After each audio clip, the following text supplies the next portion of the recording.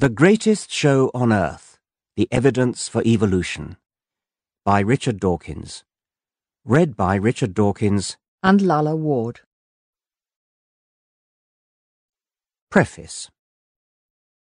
The evidence for evolution grows by the day and has never been stronger. At the same time, paradoxically, ill-informed opposition is also stronger than I can remember.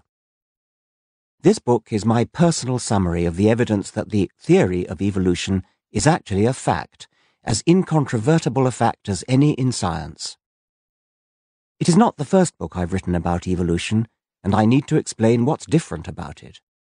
It could be described as my missing link. The selfish gene and the extended phenotype offered an unfamiliar vision of the familiar theory of natural selection, but they didn't discuss the evidence for evolution itself. My next three books, in their different ways, sought to identify and dissolve the main barriers to understanding. These books, The Blind Watchmaker, River Out of Eden, and, my favourite of the three, Climbing Mount Improbable, answered questions like, what is the use of half an eye? What is the use of half a wing? How can natural selection work, given that most mutations have negative effects? Once again, however, these three books, although they cleared away stumbling blocks, did not present the actual evidence that evolution is a fact.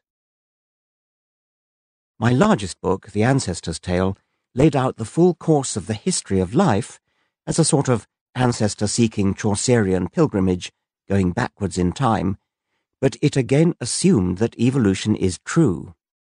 Looking back on those books, I realized that the evidence for evolution itself was nowhere explicitly set out, and that this was a serious gap that I needed to close. The year 2009 seemed like a good time, it being the bicentennial year of Darwin's birth and the 150th anniversary of On the Origin of Species. Not surprisingly, the same thought occurred to others, and the year has seen some excellent volumes, most notably Jerry Coyne's Why Evolution is True. My highly favourable review of his book in the Times Literary Supplement is reproduced at richarddawkins.net. The working title under which the visionary and indefatigable John Brockman, my literary agent, offered my book to publishers was Only a Theory.